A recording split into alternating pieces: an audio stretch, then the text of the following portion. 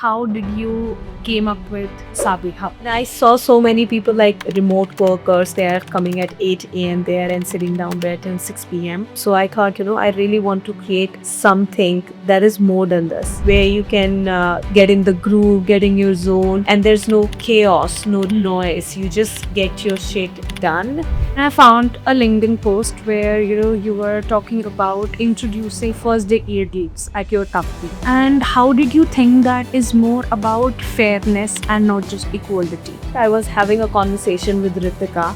She was sharing something about how 80% of the society is built for men only. Like even our furniture, even gym equipment and everything. Even, the policies in corporate world, they are not built for a female body. It's not about equality. People, mistakenly understand is that feminism, it's about equalism. No, it's about hearing your own body. What does it need? What were the challenges which you faced as a woman entrepreneur? People don't take you seriously. People expect you to behave in a certain way, act in a certain way. But why? Okay, this is what they say how the woman entrepreneur looks like. I do not go there. I do not need to fit into any other version. Now I'm like, okay, this is me. This is how I behave, and this is the version of me only. Hey people, our today's guest is an amazing person, an adventurous traveler who has traveled 20 plus countries, roamed around the world, had great experiences, have a lot of stories, plus turned into a product marketer, turned into a salesperson, and now the founder of The Foundry. She opened up this amazing place where people write their own story, being a stubborn, being a rebel, and being too much. Welcome back to another episode of PowerPod Season 2, where we unveil another entrepreneur story.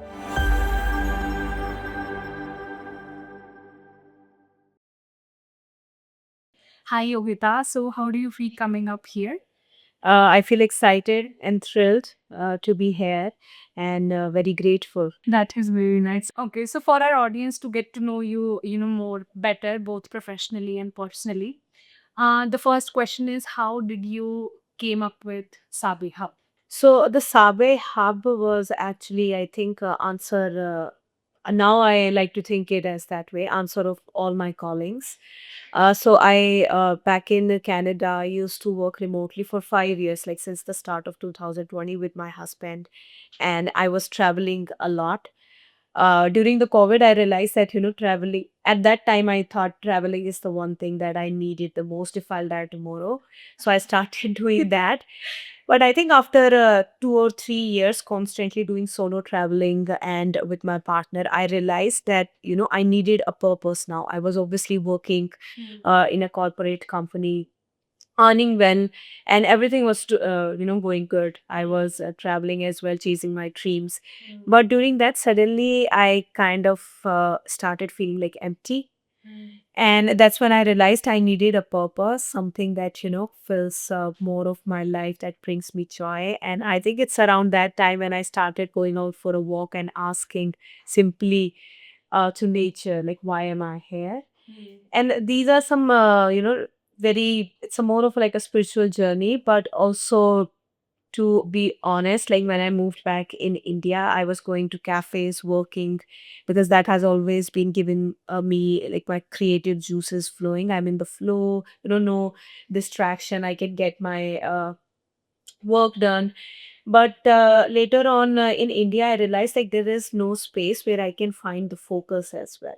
And when you start building something amazing and something great of your own, you don't need to work harder. What you need is focus. And I was looking out for all of that spaces in Tri City, and none was there. Obviously, I was, working at Starbucks all day.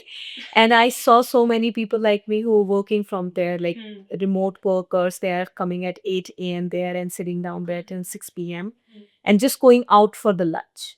Their setup is there. They're just going out for the lunch because the food is not there that could, nourish their soul and their uh, hunger. So around that time, this idea came to me. I love traveling. I love cafes, and I myself and my husband goes to cafe to work, and I see all of these people doing the same. So I thought, I really want to create something that is more than this. That is more of like a safe space where you can, get in the groove, get in your zone, and there's no chaos, no noise. You just get your shit done. So that's how Sabe Cafe and Sabe Hub started. But as I continue to this journey, it kind of evolved. Initially, we thought we'll just keep it cafe and the workspace. But then as we, continue to discuss the idea, like our core was always to nourish your goals and your soul. So we are doing that with cafe, we're doing that with the focus workspace, but we also wanted to, as a founder in a holistic journey, we also need to get the movements in our routine. And that was something that's missing in our founder's journey as well. I, working from home, or if I'm working from a cafe, I'm unable to get these movement in my routine, even though I love it. And you feel so amazing after getting 45 minutes workout done, but still, because you're so busy, you're unable to do it. It's not like you don't enjoy it. So, keeping all of that in mind, now we came up with the wellness area as well, so that it's like a one-stop solution now. You get the workspace, you get the wellness area, we get where you get Pilates, meditation, sound healing, everything that you need for clarity. This is very much important. Believe me. Yeah, so many people are, I know gymming is becoming so much of a it thing in this era. But for founders, what matter most is the clarity, and is, having the space to think and to be creative. Because in order to build a high performance business, you need to become a high performer founder. True. Seriously. Right. And it's a very little thing that we miss out, but I've realized, like, days when I get the movement done, I'm more active, more energetic, and I need less coffee as well. So it's really a situation. I'm saving my money as well. Yeah, that is good. So I thought, yeah, why not? Let's and even last year we tested it out a lot. So we did our beta testing with our workspace, and also we throwed events. We did AI panel talk, Women Sabe Summit, everything to nurture and network in more of a vibrant way. I was looking up your Instagram where you were talking about introducing first day aid leads at your company. So I wanna ask about what were the reactions you got, and how did you think that this one thing is more about fairness and not just equality? I'll give you guys a backstory on it, like how this conversation even initiated. Yeah. But to be honest, first, it's still not has been approved. So it's still getting in process. Maybe our audience's POV will help you out. Yes, guys, please do share your thought. So, how it started is that I think I was having a conversation with Ritika, and that's when she was sharing something about how 80% of the society is built for men only, like even our furniture, even gym equipment, and everything. And that kind of sparked this thought in me, like even the policies in corporate world, they are not built for a female body. True. Even though there have been times when I was doing my masters and I was working in a call center, and it was just like hustling game. But even in during those time, the first day, it kills me. And I really wanted to just snuggle myself up in a blanket and have my chamomile tea, but I couldn't because I need to pay the rent and I have to show up. Of course, it is my first day. Oh my god. Literally, I came and I told Raj, oh my god, yaar, I'm literally on low energy, but yeah, I have to do it. So You should have let me know. We would have rescheduled it tomorrow. you never know about periods. Actually, it has the date. It was like for tomorrow, but I don't know how come it's one day early. Every time it happens, me say the every time. When I'm traveling, my periods will come. When there's an examination, that my periods will come. The worst, they choose the worst day. Seriously. But yeah, so the pain. Yeah. Totally remember. So yeah, I was just thinking, why, and as you said, so many women relate to this. Like every other girl that I used to talk there, oh, I'm on my first day, they would say the same, oh, it's horrible. And still, so many corporates are coming up with so many blunders of policies like this and this and that. And I said, why they are not just talking about the real thing here? And I raised this question in our meeting. I think I was sitting down with bunch of my friends, and I kind of raised this there. And they said, but they get vacation. Why they can't use it on those days? Okay. Right? So they said they get 2 days or 3 days day off or sick leaves. They can use that. And I was like, but those sick leaves and those vacations and those Are days for off- sickness only. Here are not in sickness. Yes, and also it's even the male in your company, they are getting this as well. Why do they need it? And why we should use, if if there's equality, you give it to every employee. But as a female body, I have my own different needs. It's not, as you said, right? It's not about equality. People, mistakenly understand is that feminism, it's about equalism. No, it's about hearing your own body. What does it need? As a female, we need this for our day, this is our body's need. It's not something that male gets or anybody else get, right? So why we are It's all about the need, of course. Exactly. Females need it and men don't need it. too. And it's simply keeping everything, like every policy should not be around the equality part, but more of the need of human being. Very true. And if the female human being needs this, then why it's nobody is talking about this? I mean, literally. And then they, whenever you bring this kind of topic, I realize they bring this equality thing. But it's so, it's hard to make people understand. But what I'm trying is my bit to do it. I mean, that's from where we can start, right? Yeah, very true. I would like to, also know what were the challenges which you faced maybe initially or even now as a woman entrepreneur who is, trying to make things better in the society. Hmm. First is, I think people don't take you seriously. So let's start with that. It's like, but now I think after a while, it used to be like that. And also there's this guilt factor with women always. Now I do not take myself on some gift trips of like, this is the kind of version I need to become. Okay, this is what they say how the woman entrepreneur looks like. I do not go there.